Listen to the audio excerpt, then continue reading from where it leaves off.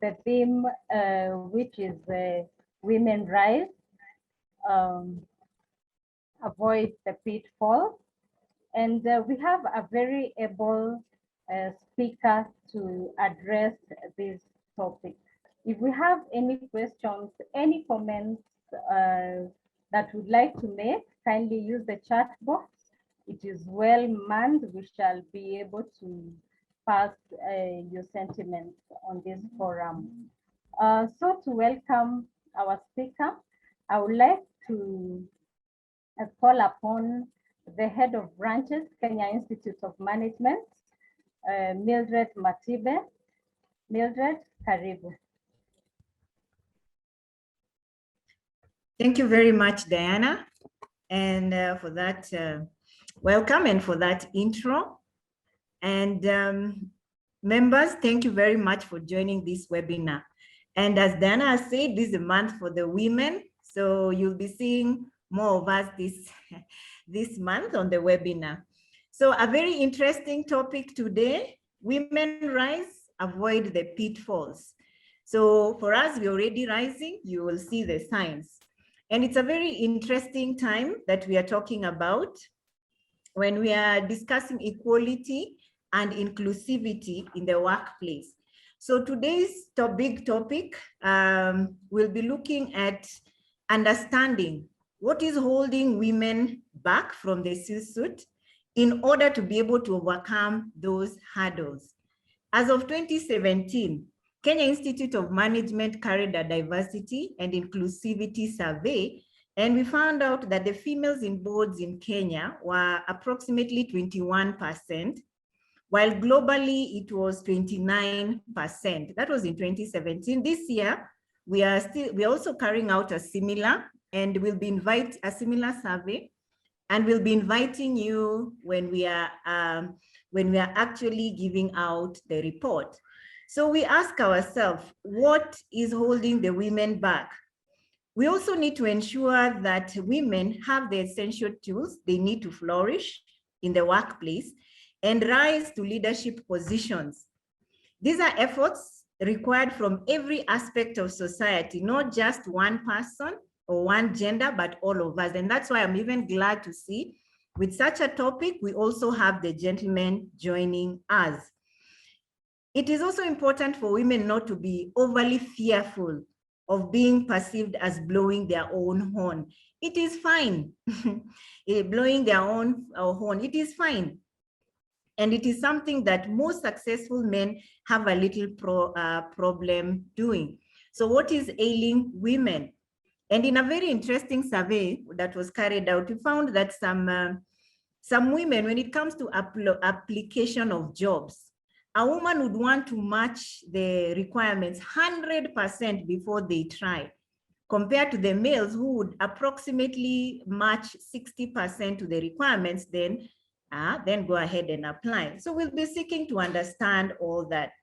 Backing off prematurely is probably worse for a woman's career. So we are encouraging women to keep on. Yeah, we must stop doing things that the gendered society has taught us to do, including saying yes all the time, even when you're doubting yourself, putting yourself last, and doing things alone. So we'll be looking to understand that. And as a female leader, all of us, we look at ourselves as leaders, so I'm addressing everyone. It's up to you to blaze the trail and change the rules, because we cannot sit back and wait for someone else to do it for us. It has to be us. So, and we need to push back whenever there's a negative script that is coming up into our thoughts, you know, so we need to rise up. And before we decide that this is the end, we have to keep telling ourselves that we are good enough. We should not be telling ourselves we are not good enough. So basically in today's narrative, we'll be looking, or we'll be delving deep into those discussions. And that's why we are saying today, we want to listen at Women Rise, Avoid the Pitfalls. And to end with that, I want to end with a quote by one Margaret Sanger. Woman must not accept, she must challenge. She must not be awed by that which has been built. It is okay to admire, but just not be out. She must respect that woman in her which struggles for expression. So on that, I'm not the one discussing this topic. We will have our very able speaker taking us through. But before, I'll quickly take you through the KIM products. Membership, all of you I know are members. Those who have not renewed, we are asking you to renew. There'll be details shared with you in our chat. We are still open for renewal. Management Magazine, our monthly publication. We're inviting experts to continue contributing to our management magazine, and give us your expert review of any industry sector that you're actually in. For our certificates and diplomas, we have our April intake coming through. So we are inviting you to apply and to actually refer students to our certificates and diplomas in business management, project management, HRM, among others, and other training and other certification programs. For training and conferences, in our ever-changing trends in management and leadership, we try to address those issues. So KIM offers an all-year-round training and consultancy courses. And this month specifically, they are varied, but this month specifically, we shall have 6 Sigma from yellow belt to black belt. So the details will be shared with you on our chat. So in case of any query, feel free to raise on our chat as we invite you to our discussion today. So our today's topic, women rise, avoid the pitfall. Faith Ajema, the founder of La Femme Coaching, will be joining us. Faith is a founder of La Femme Coaching organization, which offers support to organizations, institutions, and individuals with high quality resources for personal awareness and development through various programs, resources, and also tools. Their mission is to change lives, help clients, develop strategy, motivation, inspiration required to succeed in their personal, socio-economic interactions, and overall well-being. Faith is also a lead corporate trainer, inspirational speaker at La Femme Coaching. She has also worked at ICDL Africa, Kenya, and a LIFT group of companies serving under different capacities. She has more than 10 years of experience in market development and client relations. She also holds leadership roles and positions in various organizations and institutions. She's a mentor at the Presidential DigiTalent Program by the ICT Authority of Kenya, a board member and lead soft skills trainer at the Angaza Project. In 2019, Faith was recognized by the Presidential DigiTalent Program as one of the top three mentors. So at this point, Faith, I welcome you, and members, I assure you we are in good hands. So Faith, karibu, we can all give her a welcoming wave. Faith? Thank you so much, Mildred. When you were reading that bio, I was wondering, is that me who's been talked about, or it's someone else? So I'm so honored to be in the midst of all of you, wonderful people, just taking your time to join us this afternoon. I don't take your time for granted. And the topic that has been shared for this webinar is something that is so dear to my heart. Women are rising everywhere. We are rising, and it's time to take our position, not to feel like you're threatened by the male gender. And men in the room, please don't feel threatened. We are not here to oust you out of your positions. We just want to coexist and to do our work so that the country also moves forward. So I'm going to share my screen. Diana, once you're able to view it, just let me know in the chat section for us to start this wonderful meeting.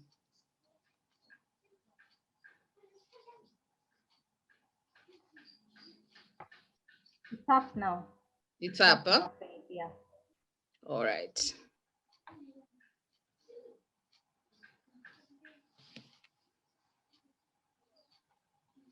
Okay, so yes, allow me to just put my video off so that the internet becomes a bit more stable, and we'll continue with the discussion.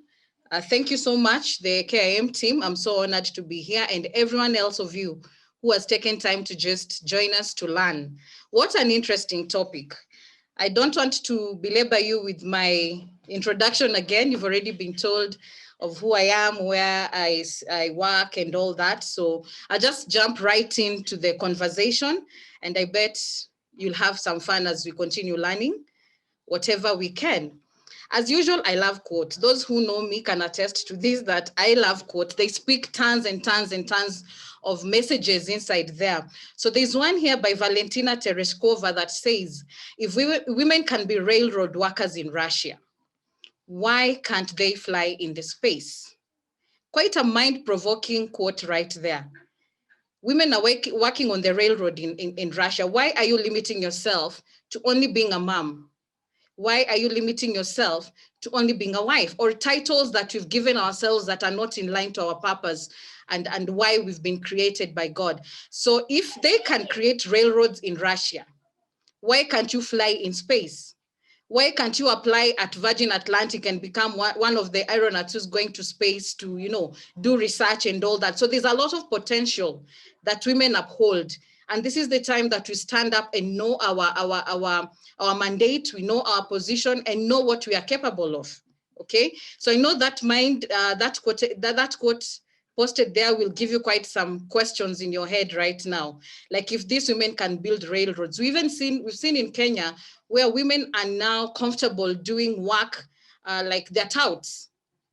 Previously, when they were starting out, we used to judge them and all that, but it's become normal and they're good at it. We're even having matatu drivers that are ladies. So I don't want to be more of a feminist, but since it's our month, we are here to celebrate the ladies. We are here to champion you. We are here to encourage us to proceed and become better. So I have a question, and you can quite digest this and give me an answer in your own head and mind, or even chat in the chat section. So working women, have you ever wondered if you're getting anywhere? Working women in this case refers to even those in business. You can be a woman in business, you can be a woman who's employed, you can even be an employer. So have you ever wondered if you're getting anywhere? Ask yourself that question. Another thing, what image comes to mind when you hear the phrase business leader? Is it a male in a suit? I bet most of you, that is what, when you hear business leader, a business mogul, business whatever, you imagine a man in a suit carrying a briefcase. Yeah, but I want us to demystify this today, that it's not all about that. If that's your answer, like you're imagining it's a male in a suit, it is because our culture still tends to equate that stereotypical thinking that, some masculine traits is what comes with leadership, like the executive suit. We want men, we feel like men are more decisive. We feel like men are more aggressive. And to an extent they are. We feel they are so good in leadership. They have the best leadership qualities. But ask yourself, is that all? And then when we look at our society, the way it is, the way things have been thrown into our faces on social media, in the newspapers, anything that you interact with, we have those images that are being reinforced on us. Like, for us to think like leadership is only left for the reserved few. And was it last week when I was watching the news, I heard even the DP saying, I'm not political, it's just something that I picked out of his conversation. And he was saying it's a time for women to be elected into office, not appointed.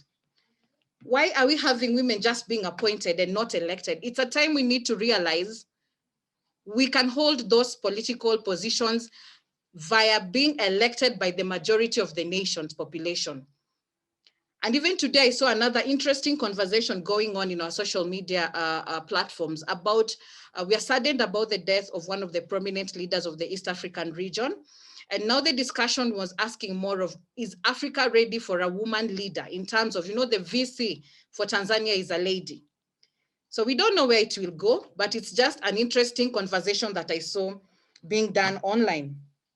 So if you look at the images, I'm saying the way people think as a business leader is just a man. If you look at the images that we have, even posters, banners, everywhere, we see men in suits. I'll give you an assignment today. Try and Google an image and search for the term business executive or business leader in Google. And you'll be surprised to see that it's a gallery of gray suited men filling your screen. That's how even Google is, going along with this. You'll see those images. If not, correct me after this. So we need to think how we can leverage on this. Okay, so consider there's a lady that I want to highlight because it's about ladies. Even if you're past the 8th of March, I'd love to say Happy International Women's Day to all the ladies in the forum. And as we've been told, it's a month that you're celebrating. And so since you're celebrating, we still have to acknowledge and recognize the presence of ladies who've gone before us. So in 1973, there's a lady called Katharine Graham. She was the only female CEO of a Fortune 500 company. She was well educated, but with zero business training. She didn't have any business training. We are lucky that nowadays you have the likes of KIM and the rest that are training all of us equally. So this lady in 1973, she had zero business training and just a little precious little journalism experience. In short, she was not academically qualified to be in that position. But this happened because of the death of her husband. The husband died. And so she had to put on those pants, her husband's pants, and take on that position of being the CEO. So when she did that, she became the publisher of the Washington Post in 1963. And then over the next 3 decades, she faced down politicians. You can imagine how politicians can really be on your neck. Eh? So she fought politicians, she fought personal threats and striking printers. And then after fighting all that, she became that firm became the only family-owned paper, okay, during that time, and she became the CEO. And that was a very turbulent and very hard time for her. So along the way, she grew the Post company into $1 billion business. So you can see some circumstances put us out of our comfort zone to allow us to become, to allow us to show who we really are, because opposition will come. People will come with all this negativity, and I call them negaholics. Negaholics are those people who always say no to everything that you bring forth. I want to try this. No, you can't. I want to be no, no, no, no. So those are negaholics, and you don't know negaholics. You don't want negaholics in your life. So this lady was able to fight off the negaholics, and that is why we can read about her. Read about her zeal, read about her power, read about her resilience in becoming the first female CEO of a Fortune 500 company. Then I want us to look at people that we know, or some we might not know. And I want us to celebrate these wonderful women. I just picked a few, but we have so many wonderful women. Even I know amongst us, there's women doing great things in your own small or big way. So don't think that you have to be listed in the journals or you have to be listed on social media for you to be known as a notable woman. Even the mere fact that you're sane and living now, you're a hero. The mere fact that your family is okay, you are a hero in your own right. So allow me to just celebrate with you these wonderful women doing great things in this world, just to show you that it doesn't matter where you come from. It doesn't matter your background. Those are things that we tell ourselves that block us from our way to success. So the first person that was recently celebrated was she's still being celebrated, Dr. Ngozi. Okay, she was appointed as the Director General of the World Trade Organization. And mark you this, she's the first woman and the first African woman to ever take on that position. So that's an applause to Dr. Ngozi. So let's come closer home. We have Deborah Maloa. Deborah Maloa, she's the Vice President at Coca-Cola for East and Central Africa. So what this means is what Deborah is going to do, she's going to oversee, or she's rather overseeing, Coca-Cola activities across 27 Central and Eastern African countries in Africa. So you can imagine the power this woman has. And prior to this, Deborah was the Chief Business Development Officer at Safaricom PLC. So ladies are sitting in the boardrooms. Ladies are taking charge. Ladies are leading multitudes of people in the business and work sector. So apart from Deborah, I want us to celebrate another wonderful lady doing great things, Waithera Kabiru. Waithera Kabiru is the head of media features at East African Breweries Limited. And then out of this, she has been selected among other global industry leaders as a coach by the London International Awards. What a way to be given a celebration and another position because of the title she has and the position she holds in that prestigious company. So the aim of this program that she's been appointed to is to develop, educate, inspire, and grow young creative talent. We know there's a lot of talent. There's a lot of talent around us. So she's been picked as one of those ladies to spearhead this, okay? So apart from that, Waithera is doing great things. She is also an independent non-executive director at Galana Oil Kenya.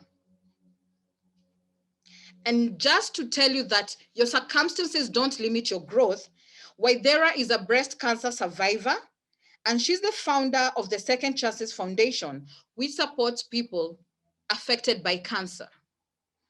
So that did not hold her back. Even cancer, the way we dread cancer, it did not hold her back to pursue her goals and her dreams. So women, it's time to rise. Avoid the pitfalls. I just love this. It's time to rise and avoid the pitfalls. Don't look at your circumstances. Don't look at your academic qualifications. Because if I go down and dig deeper, we will find that there are some women who excelled in other areas, not just academically. So what's your reason of not hitting that glass ceiling that we'll look at as we continue? Then the fourth woman, last but not least, there's so many, the last one that I want to highlight now during this webinar is Effa Manley. And that's the time she was known, 1897 to 1981. So during a time when sports predominantly consisted of white male owners and athletes, this lady, Effa Manley, refused to subscribe to gender and racial stereotypes. There was a lot of racial stereotyping or gender. Women could not even speak during this time, but she beat the odds. She made history as a sports executive. And so the reason why we're remembering her today is because she co-owned the Newark Eagles baseball franchise in the Negro Leagues with her husband, Abby Manley, from 1935 to 1946. So she's a woman of steel. She's a woman worth remembering. And so her team that she was manning with her husband, that team won the Negro League World Series in 1946. But as fate has it, after her husband's death in 1952, she took over, just like the first lady we looked at. She took over and became the sole owner of that club. And that is why she was inducted into the Baseball Hall of Fame in 2006. So as you can see, women are growing, women are doing things. Even from 1897, you can see. We have women who have done so many incredible things. The likes of Oprah Winfrey, we have Kamala Harris in the US. So there's no boundary. The only boundary you have is what you place on yourself. That's the only thing you're placing on you. Okay, so there's some statistics here I want to share. I got it from UN Women.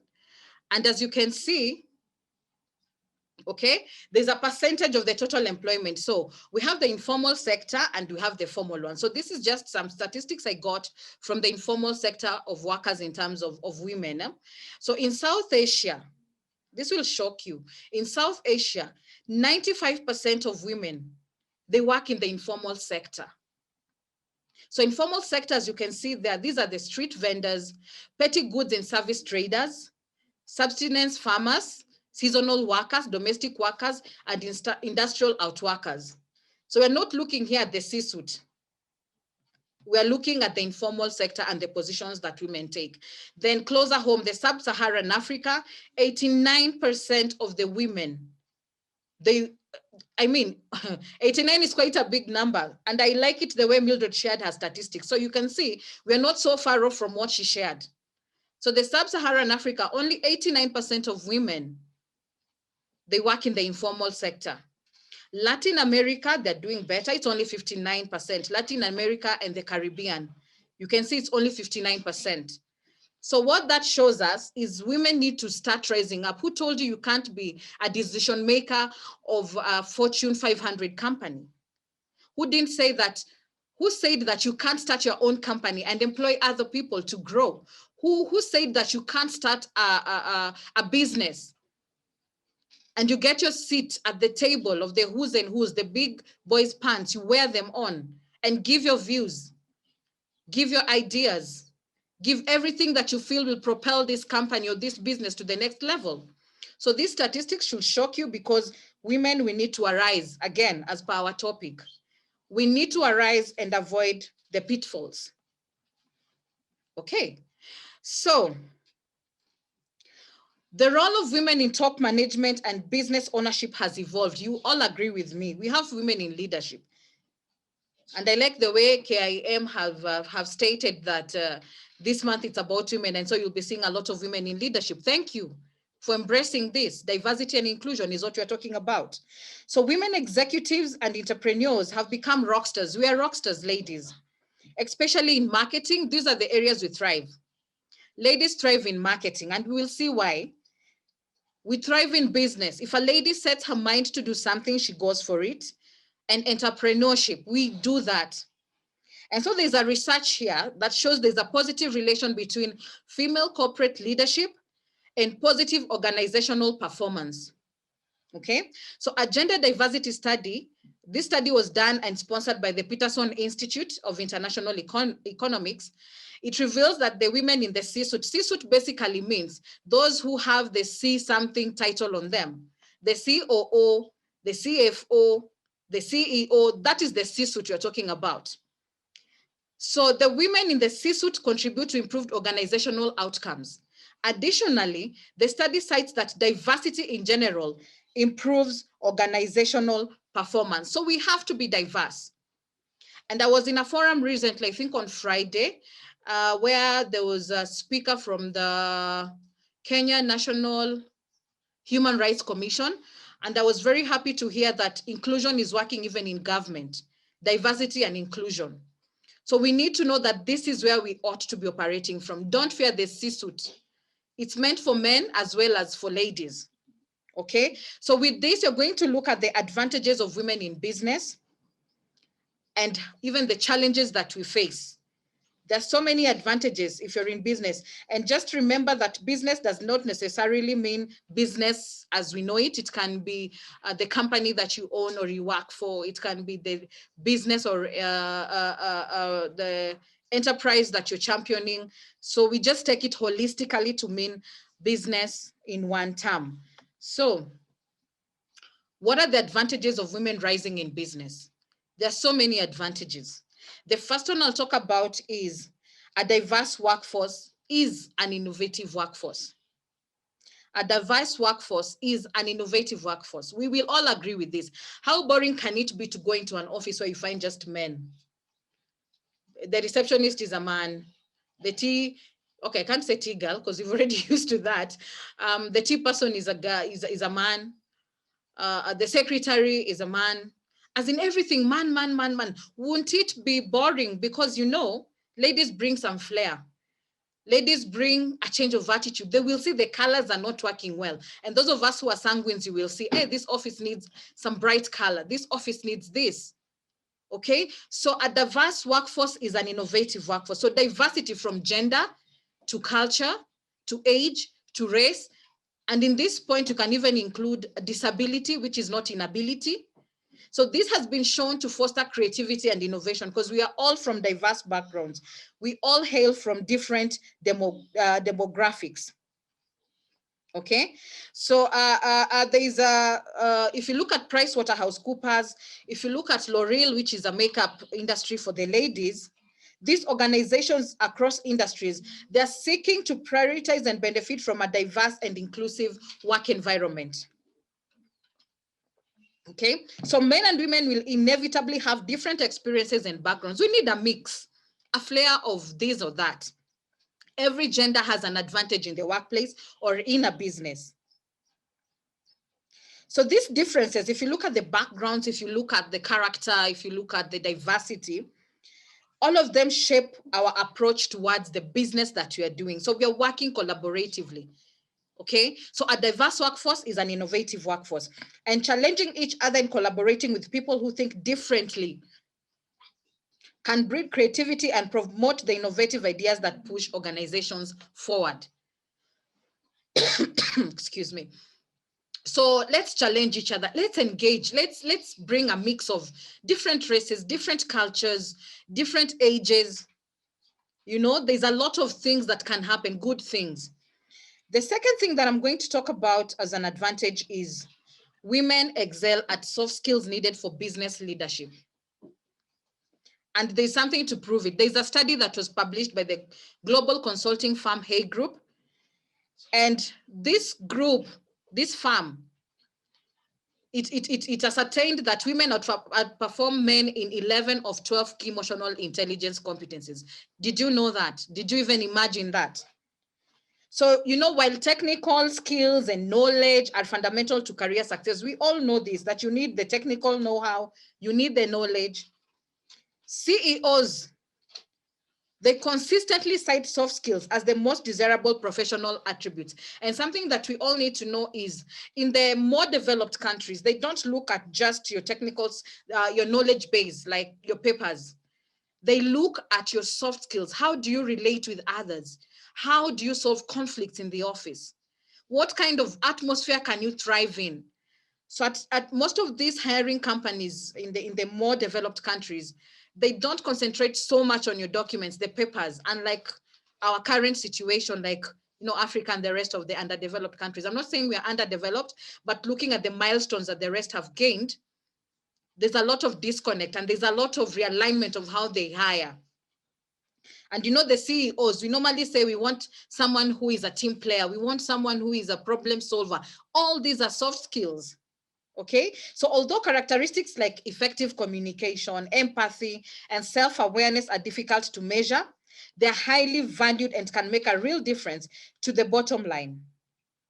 It does. Okay, so this research, it has drawn a connection between the strength of character and business performance. So those CEOs who rank highly for attributes like compassion and integrity, they also enjoy a 9.35 return on assets over a 2-year period. So as you can see, soft skills, it really plays a very big and integral part in our lives. Yeah, so soft skills and emotional intelligence, these two normally go hand to hand. So they prove a key competitive advantage for women in business. So women in business, soft skills and emotional intelligence. Don't leave that out, okay? So we need to know that these competencies, the ones I'm talking about, we need to embrace them. We need to leverage on that because you will excel as a leader if you're a lady. So another thing that we'll have to look at today is women represent huge economic power, and they offer important consumer insight. Okay, so it's been estimated that women contribute in excess of 20 trillion in consumer spending every year. So women, we really know how to be, you know, shoppers.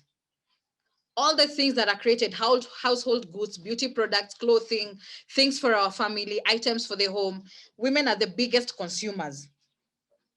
So if you look at that market is so big than China and India combined. Like, women are shoppers everywhere. So women also account for 85% of consumer purchases.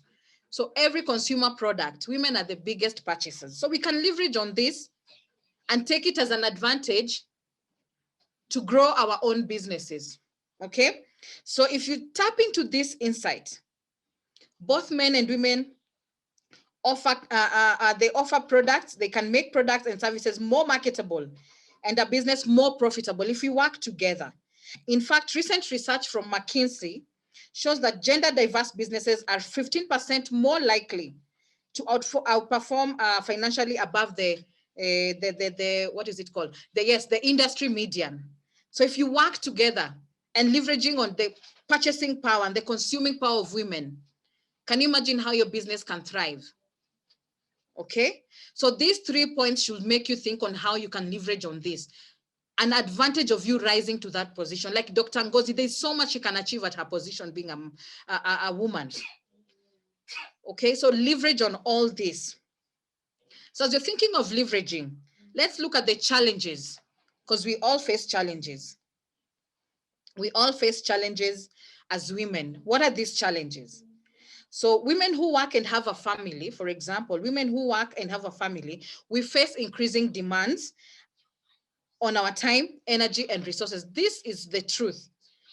If you have a family, you're expected to be a mom, a wife, a sister, even a boss in your own home, a leader, as Mildred said when she was starting. We're all leaders in our own right, even the men. So women who work and have a family, we face increasing demands on our time, energy, and resources. Even more so is there are commitments with school. If you have school-going kids, there are commitments with school. When sickness comes, who is normally called mom? Call mom. Even the husband or whoever will say, have you told your mother?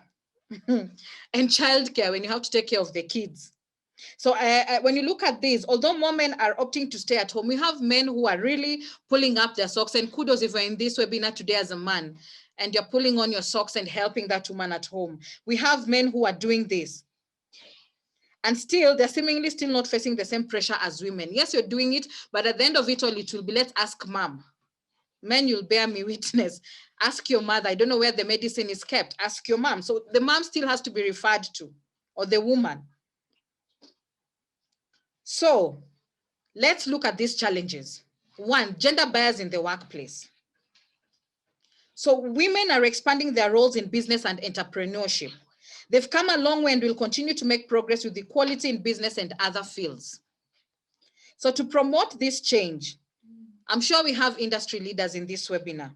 The industry leaders must be proactive to work towards gender diversity and inclusion. It starts with us. We are seeing bodies or organizations like Safaricom who've embraced this so well that even if you're a lactating mother, they have a room for that. They have a place whereby if you don't have a nanny, you can go with your child to work. So there are provisions with certain organizations and corporations that enable women to even continue being productive, knowing that their business is taken care of. So it starts with us. So as industry leaders, let's be proactive and we work towards gender diversity and inclusion. So this includes mentoring highly qualified women executive candidates and helping them develop career strategies that will excel their careers. Let's also mentor women. If you feel that this woman is capable of that position, if you feel like she's a good fit, mentor her into becoming that, show her she can do it. And ladies, one of our pitfalls is we tend to undermine our abilities. We tend to underlook or downlook upon ourselves, okay? So the women who are in or want to position themselves for leadership roles often feel they come under particular scrutiny, like they will scrutinize you to the bone. Where men may be encouraged to be ambitious or assertive, this is how community looks at it. Men are always encouraged to be ambitious or assertive. Women, on the other hand, we are programmed from a young age not to be bossy, and I'll put that in quotes. We are programmed not to be bossy. So there's underlying gender bias. This underlying gender bias means the same behavior and characteristics, that is initiative, passion, and taking charge, can be interpreted differently in men and women in the workplace. Just imagine that. And something to note is this. Right now, we have a lot of millennials looking for work. We have a lot of millennials. And the millennials are the most educated people currently in the industry, or the history of women in history. If you have women as millennials, they're very well educated. Nowadays, even a degree is nothing. You have to go for an MBA or a PhD. That is how diverse the world is going. So organizations that are working towards gender diversity and inclusion must understand the millennials to make a difference in the corporate landscape. Give them an opportunity. Young ladies who are flourishing. We've seen businesses that have been started by young ladies, yes, and they're doing quite well. So let's give the ladies an opportunity. So corporate mentors, let us help these women executives and entrepreneurs to establish and work towards their goal. Don't leave them alone. Even if you're a woman, you're at the top and there's another one that is in your organization that is really looking promising, uplift that lady. Work on her to become who she's supposed to be. And there's something I like, there's a quote I like, that all it takes is one person to believe in you. We are so used to hearing no, we are so used to hearing you can't. But I'm here to say, I'm not Obama, but his favorite phrase is, yes, you can. So all we have to do is just having one person believing in us. And so if you're this person who feels like you can mentor others to come up, please don't be so selfish with the knowledge and the experience and your expertise. Empower someone, then your legacy lives on. What kind of legacy do you want to leave behind as a woman, as a man? It all boils down to a legacy. We want to read about you in the memoirs. We want to hear about you from your family. You might not make it to be at the top, but you can touch people in your own smallest, simple of ways. Point number 2, the challenges for women in business face. We are still underrepresented in key fields. I talked of politics. That's not my area of focus. I'm not a politician, but just one area that we can look at. Okay, so while a number of industries are showing trends of a growing female workforce, sectors like finance, engineering, and tech still tend to be strongly male dominated. And you will all agree with me. All these sectors, they're all predominantly strongly male dominated. So women underrepresentation could be down to continued stereotyping. You know, like we feel like the hard science is not feminine. It's so unfeminine. Okay, so if you look at STEM basically is science, technology, engineering, and maths. We are having companies and even CBOs and NGOs that are mushrooming up, that are taking up this to empower the young generation to embrace the sciences. Who said a lady can't be a scientist? We all know of a very, I'm forgetting her name, a very well-known Black African-American lady who did mathematics using her hands to launch the first, what is it called? An aerospace going into space. Like, ladies can even embrace STEM. And we need to know that with STEM, occupations projected to be among, these occupations under STEM, they're projected to be among the fastest growing and best paid. So if you go into this, I have like a friend of mine who's in technology, and what she does in her field, even in her company, she's the only one. And you can't imagine the kind of money she's paid because of that. So we need to embrace technology. It is important that women feel empowered to gain the skills and embrace the opportunities offered by a career in science. Should not be afraid. Science, technology, and related fields. Okay? So when you look at the lives of women and the statistics of those who have attempted the journey to power, most of the times we see that this dismantling the glass ceiling requires an accurate understanding. And we like saying, I need to break the glass ceiling. We need to understand what is this glass ceiling that you want to break. So we need to have an understanding of the obvious and subtle barriers to advancement faced by women. What is that is holding you back? We need to look at the strategies that both women and the corporations must adopt to overcome these barriers. So what is this black glass ceiling that you're talking about? It basically means, in my own understanding, that it's the invisible artificial barrier. It's very invisible. You're the one who sets it for you. Okay, so it's the invisible artificial barrier that blocks women from senior executive jobs. You've already known that I can't. This one is not for me. I am not supposed to be at this position. This one is only made for men. Who said so? That's a glass ceiling that you've put for yourself. You need to shatter it. And now on the downside, those of us who are going to break our glass ceilings, we have some of us who have the sticky floor syndrome. Like, you feel where I am, it's the base, it's the end, it's the beginning. That's it. I cannot move. Okay? So we need to know that we have to change. We need to know that these ceilings have to be broken. The sticky floor, you need to get out of that sticky floor syndrome. It's a very big problem. And what basically this sticky floor syndrome means is it describes the forces that keep women stuck at the bottom of the economic pyramid. So ladies need to arise. You don't need to stay at that same level year in, year out. Challenge status quo. Challenge yourself to become better. Challenge yourself to go to the next level. Challenge yourself to think differently. You have to think outside the box. And a challenge to you, do you even know where your box is, or do you even have a box? That's something to ponder on as I move swiftly to point number 3. Women are less successful when it comes to salary negotiation. This is another thing that we struggle with.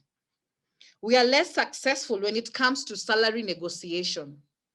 Women often, women's own reluctance as to ask for higher pay is often cited as a factor behind the gender pay gap. We feel like, if I ask for, maybe I'll be sacked, I'll be fired, I'll be told I'm not worth it. I think what I'm earning is okay as long as I can help pay the bills and do this or that.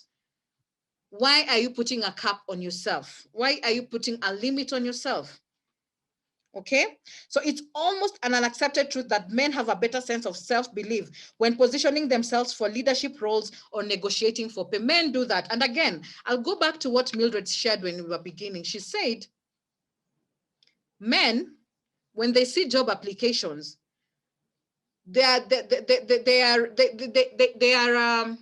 they're looking at the requirements, if they meet 60% of the requirements, they apply. But ladies, you want to meet 100%. So first of all, you've already sort of removed yourself from that race. You feel like, I don't have. But you know, you have to get to that point. I know of a person who got employed and she didn't even have the credentials they were looking for. When she went for that interview, most of the candidates had degrees. You know, she was just sitting there quietly with her diploma. But boy, did the panel see fire. When she went in to give her for the interview, she expressed herself. You know, this is where the soft skills play part. She was good in expressing herself. She showed what she can offer to the organization. She did her best, basically. She did her best. And guess who got the job? Your guess is as good as mine. She did. So stop putting yourself in a place that you're not worthy. That mentality needs to be thrown outside the window today. Okay, so if you look at that, even highly successful women, they suffer from imposter syndrome, feeling inadequate and underestimating your worth. Believing in your own value and demanding a salary that reflects it as an important step in closing the way. Like, you have to start believing in yourself. When you're asking for that salary, you know you have it all. You know you've done your best. You know you can deliver. Ask for it. If the job wasn't meant for you, then it's fine. Close that book, go to the next. But never undersell or shoot yourself on the foot thinking, if I don't go down to that level, I might not get the job. You need to know that you deserve much better. You need to know that you're capable of delivering even beyond their wildest expectations. So that is what we need to do so that we bridge this pay gap. Okay, another thing that if you're a maybe stakeholder, or if you are a manager or HR or whoever in the call, another thing, we need to start with the organizations whereby we put it open. Like, if you see people going for interviews, the salary scale is already written there. So it doesn't matter whether you're male or female, as long as you land that opportunity, you're on your way to getting that job and getting that wage. Okay, so while greater pay transparency can also help to level the playing field, we have to do that. Just be transparent with the pay. Don't look at it as in, I'm hiring, if it's a female, this is what I will offer. If it's male, this is what I will offer. That is wrong. The buck ends and starts with us as industry players, as a business person, as an entrepreneur, as a business person. What are you doing differently to give everyone? I like the way what the UN says, we are an equal opportunity employer, or is it an equal, something like that. They don't discriminate that you're female, and most organizations are doing this, and they're actually encouraging women and ladies to apply for these positions. So you're the only one who's underselling yourself. You're the one who's feeling like, I can't get this opportunity, I can't get this job. You should stop doing that. So let's look at the pitfalls. Some of them I already highlighted in my previous slide. So this is just a continuation of this. And we need to know that to lead effectively, women have to learn how to meet people where they are. We need to learn how to be empathetic. We need to learn how to understand what's going on, what's going to motivate someone else. We need to understand why we are stuck. Yeah. Why are you in that position for that long? We need to learn how to manage everyone differently. Okay, so this, if you don't learn all this, these are all pitfalls. If you don't know how to relate with people and you bring your mood swings to work, I know we have mood swings, but I know girls, ladies, we are champions. We can put our emotions under control. Okay, we can put our feelings, and just, if it is work, let's look at it as work. Okay, so we need to look at them and understand what's going around us.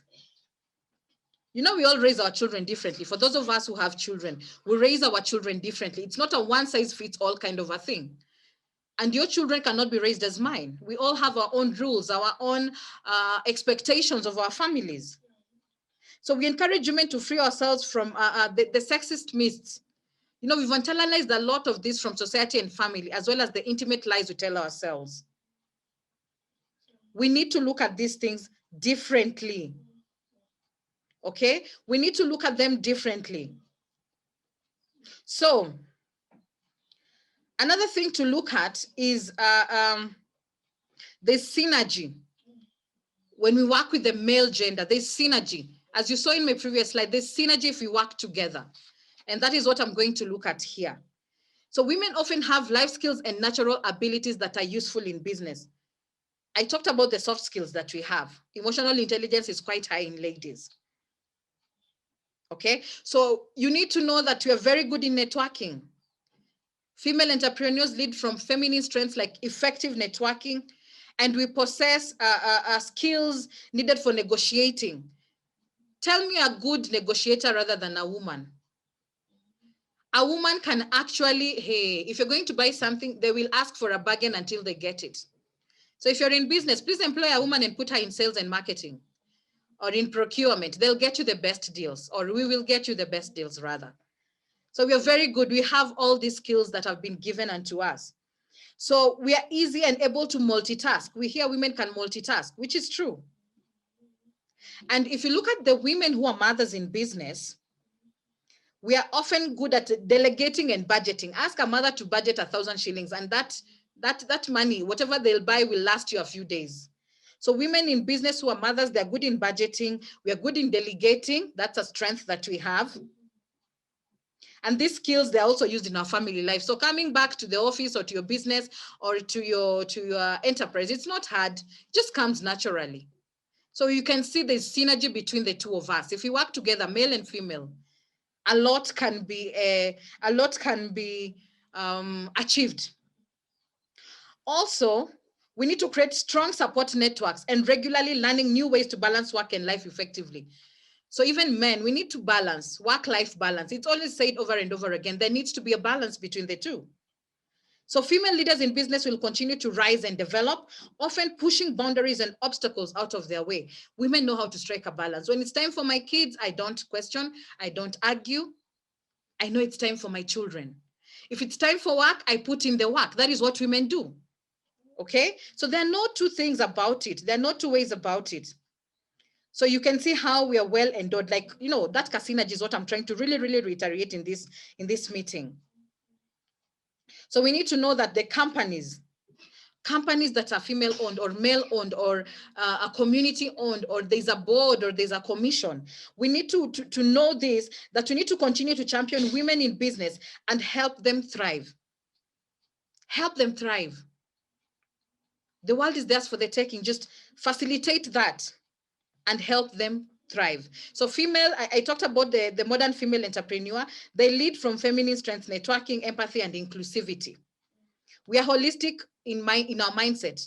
We grappled issues, even looking at the future of the earth. A woman can tell you anything about the earth.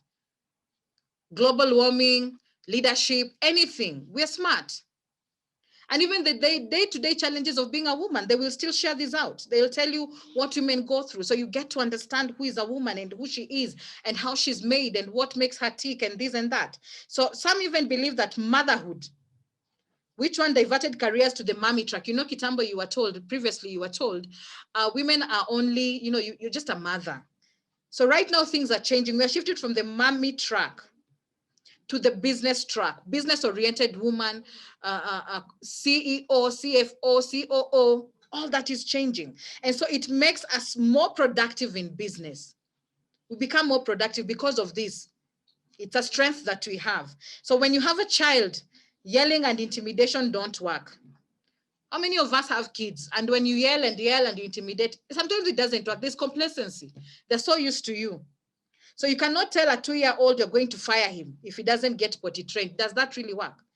Can you tell your 2-year-old, I will fire you from this house if you if you're not getting potty trained? No, a woman takes time to train this kid to know how to use the bathroom, to know how to, good manners even when visitors come. So there's a lot that a woman can offer. There is a lot that you can offer. So women's strength coupled with men's abilities, it creates a formidable force in the corporate world that speaks success and growth. So we can work together. Let's leverage on all our strengths.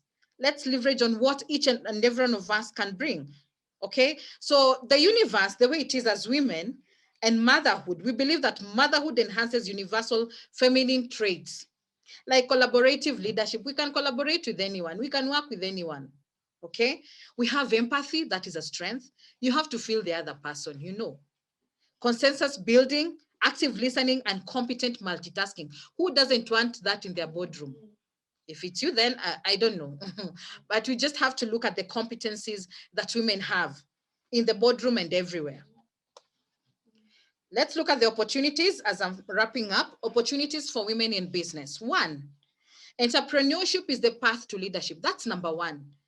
Entrepreneurship, you have to think like an entrepreneur, even when you're employed. If someone has given you that mandate of being a leader in their organization, look at it as a business within a business. You're building your own social capital. You're building your muscles to run your own business. So entrepreneurship is the path to leadership. So for many forward-thinking organizations, gender equality is, point number 1, entrepreneurship is the path to leadership. Sorry, I went to point number 2.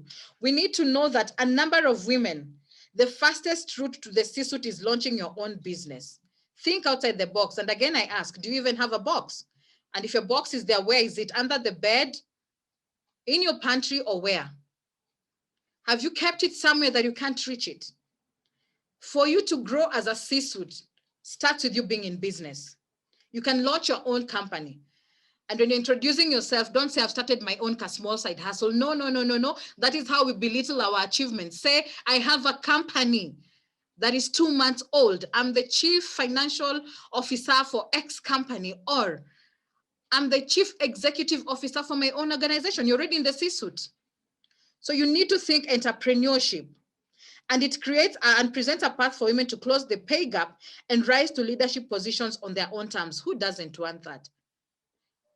And the person who invented heels, kudos to you. Strap them like you can, ladies. Walk in that room, even if it's just like a 1 room. You're still the boss there. You're in the C-suite category already.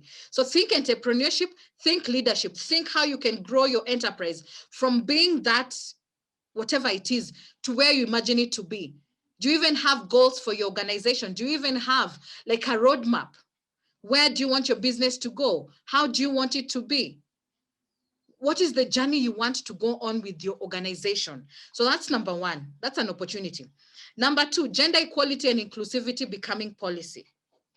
And this is where we're saying for many forward-thinking organizations, gender equality is becoming a matter of policy, whether it's committing to equal representation of women in the boardroom or hiring diverse officers, diversity officers. You see now, as I said, Kenya Human Rights Commission, they're making this a policy. From the policy making position, what can you do differently as a policy maker? You need to make a commitment to things like equitable gender representation. When you're hiring, don't just look at the male gender. Gender equity needs to play part. Inclusivity in company culture. Like you need to know this lady you're hiring. I don't like hearing that. I went for someone tells you I went for an interview somewhere and I was disqualified because I'm expectant.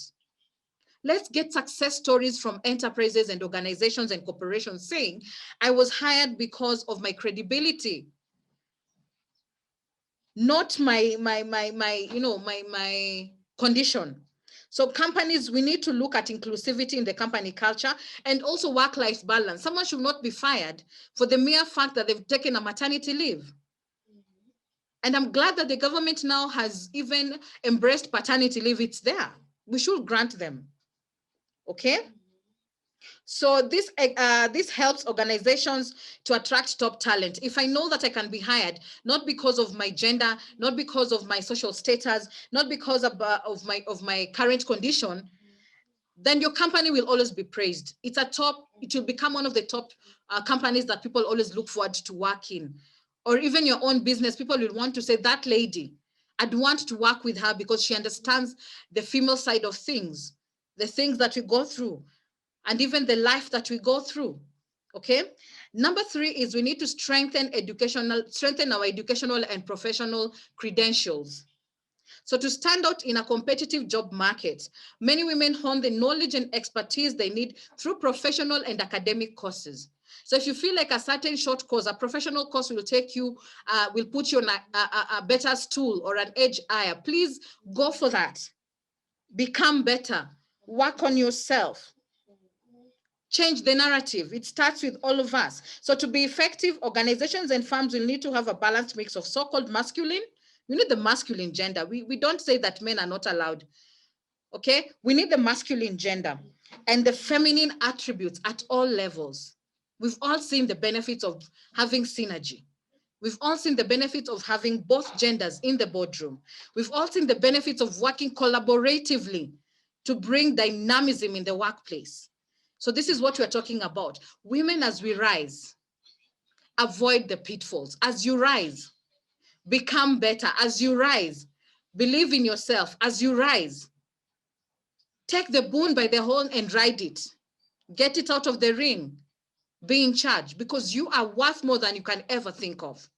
You can be that person you've always wanted to be. Your title as a mother should not limit you from becoming what you're made to be, because God did not create a shell. Everything and every one of us, something unique was placed in each and every one of us. And it's time we let that out. Let your light shine to the world. Let them know the power. Let us read about you like Dr. Ngozi. Let us hear success stories in your village. Let us hear that you're anti-FGM. Let us hear that you're supporting ladies to rise up. Let us hear that you're mentoring them in this space. We need to uphold each other. And they say, queens fix each other's crowns. So if you're a queen, fix another queen's crown. And don't throw their dirty linen in public. Cover their shame. Because together there is strength, and divided we fall. So as women, we need to do that. So my conclusion is this. There's strength in women rising. It complements the energy in the workforce. Pursuing your goals and not downplaying your achievements in the form of timidity or modesty only sacrifices your greatness that can change the world. So don't be so timid in the sense of being modest that we're not seeing your greatness. You're sacrificing your greatness for what? The world needs you. And something else you need to know, we were all created for global influence. None of us was just created to influence. You know, global influence can be your village, can be where you live, can be your workspace, can be your family. So all of us are created for one thing, to bring change and dynamism in the areas and spheres of our operations.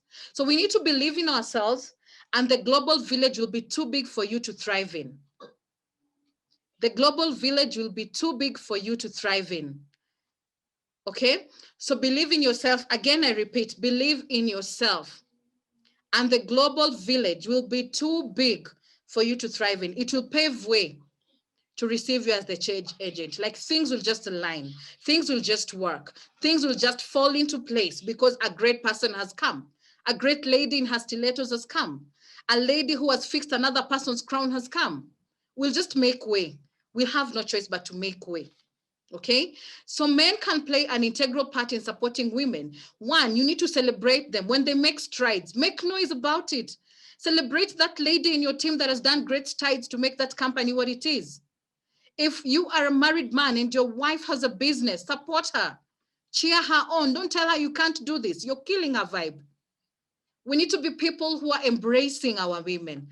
Because as they say, he who finds a wife has found a good thing and obtains favor from the Lord. So these people, these ladies, us, the female gender, we are worth celebrating. We are worth embracing. We are worth being looked at.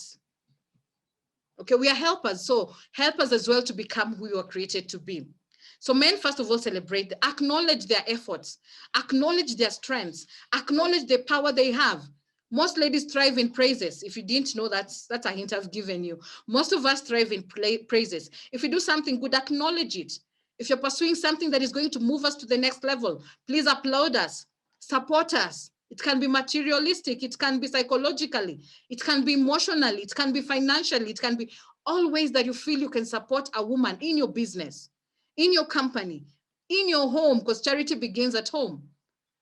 A home that has a woman treated well, it thrives. So let me also use Diana's words. Diana, allow me. There's something she said. Women are what? Creators. Now, if you give a woman a word, she'll give you a sentence. Truth be told, just tell her, hi. Hi, I'm fine. This thing is not working out. We already give you a whole bunch of sentences. If you give her a seed, she gives you a fruit. Likewise, if you don't support her, feel for yourself the answer there. I don't know what you will get. So we need to start implementing the strides made by our policy makers towards inclusion and diversity. So even in your workplaces, if you're a man in this webinar and you head a department, if there are things that you can work on to embrace the feminism in the workplace and this gender that is a woman that has risen to the top, start putting policies in place and actually being action oriented. Put them in action.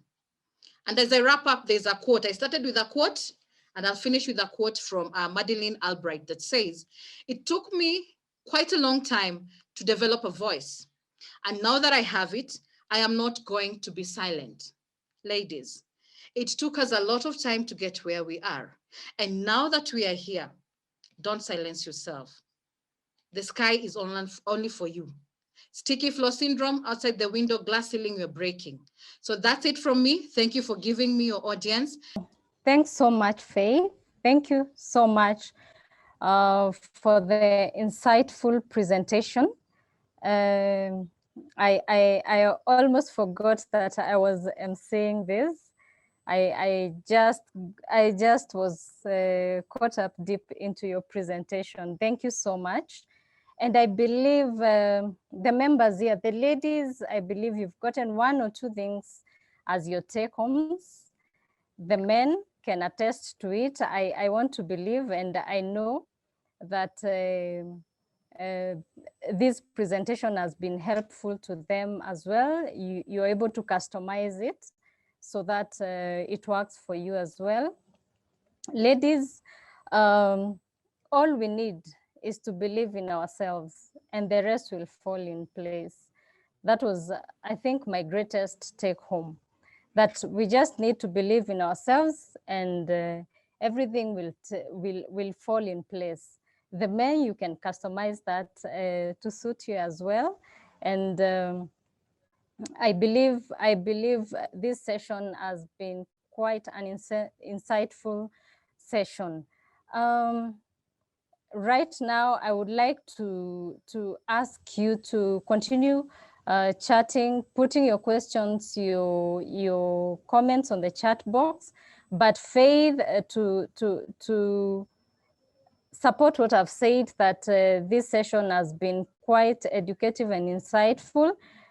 From the chat box, I see quite a number of applause for your great presentation.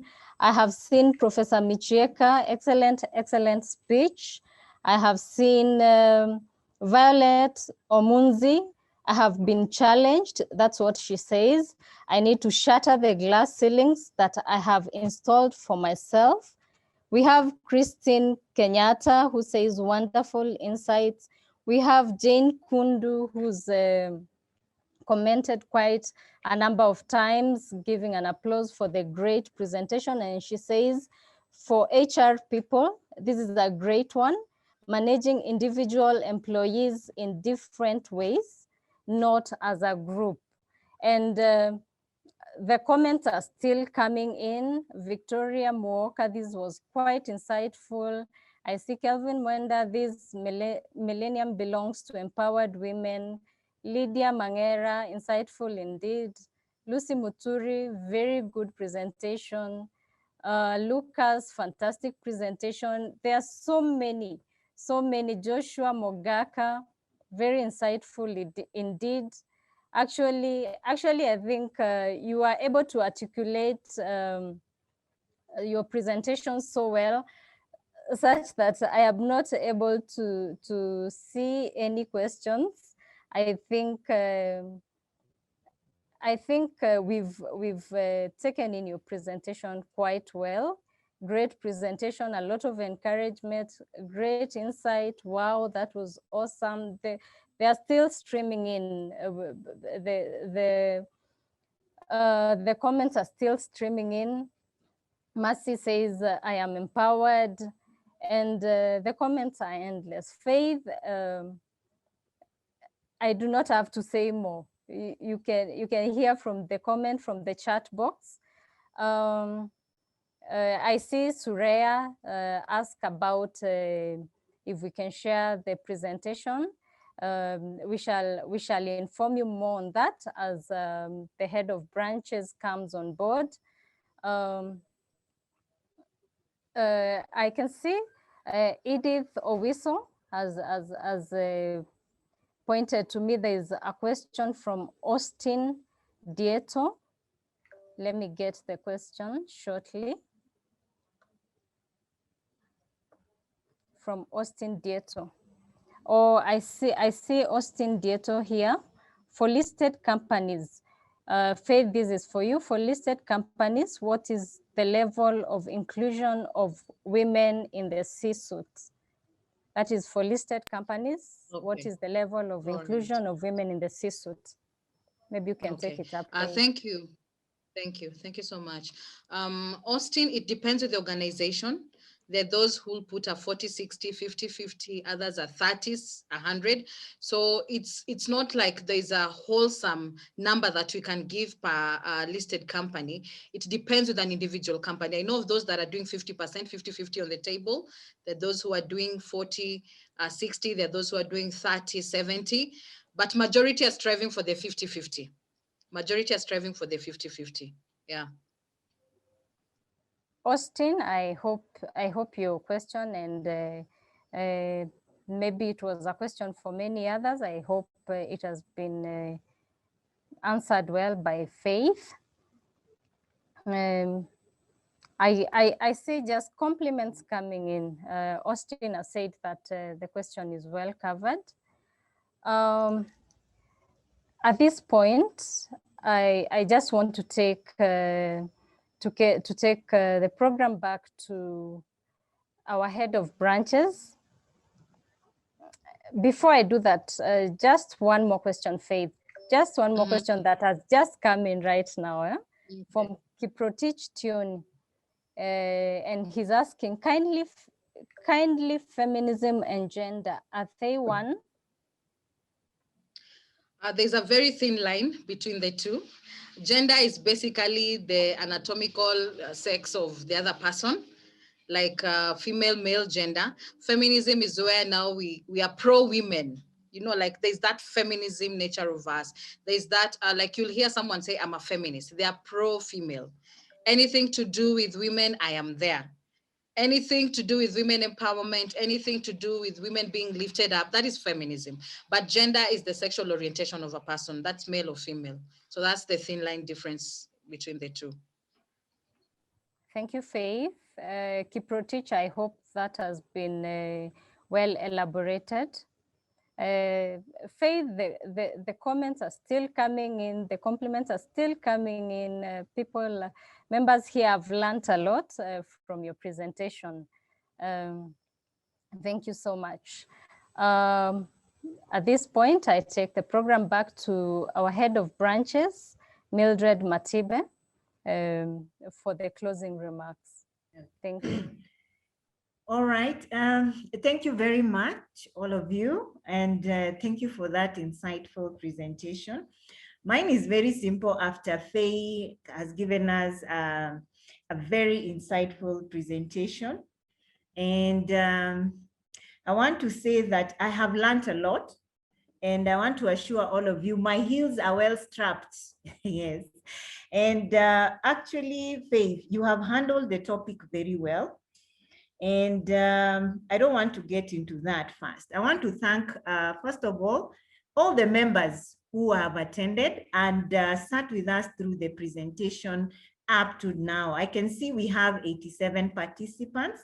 At some point we hit 99, so I don't know how far we went, but all of you, I want to thank you very much, even for your comments, very encouraging comments. And I'm also glad some of you actually were motivated. You feel empowered. That is one of our purpose of this presentation. So thank you very much. And for the KIM team, especially who put this particular presentation together, or this webinar together, led by Tom.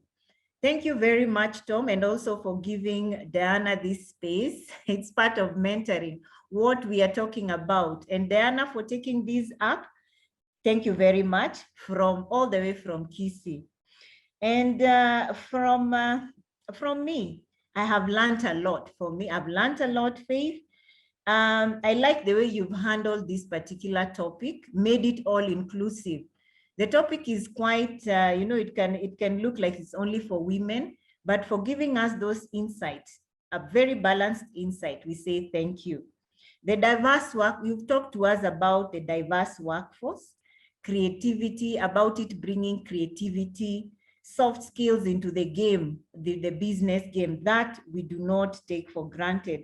Again, you've challenged us. I saw some people are saying empowered. You've challenged us to mentor the females that need to be mentored. And you know, when we talk about mentoring, it's just not those people who we work with, our daughters, our sisters, our nieces, you know, all those, they need mentoring. They need someone to just give them that hand holding and taking them to the next step. For that, we appreciate. And then women to step up. We need to step up. No one will do it for you. Everyone is struggling. So once given a hand, you know, when someone reaches out to you, you also have to reach out so that your hand is held. So that means we have to step up. And for organizations, policy-wise, do not be left behind. So thank you very much for that insight. And feminine strength, there are feminine strengths that the institutions, organizations can take actually advantage of. Faith, in all that, I am simply saying it's been a wonderful presentation. Members have been engaged. And let me point out that some of our members, I want to take special cognizance to some of our council members, like Professor Ratemo. Professor Ratemo, hi. Yes, thank you very much for being with us. Those who have joined us for the first time, this is an activity that we do after every 2 weeks with topical issues. So become our member, continue joining us in these particular forums, and not just the forums, but we also have a wide range of products, as I mentioned before. Fundi wa Mitambo, ICT team, I have not forgotten you. Thank you very much for ensuring that it's all smooth all the way. So from my end, I am sitting in for the CEO. So as I mentioned earlier, he is away. So Muriithi Ndegwa, I'm sure he'll be joining us later, the later webinars, not today. But for all of you, thank you very much. See you next time, and continue working with KIM in all our endeavors. Asanteni sana.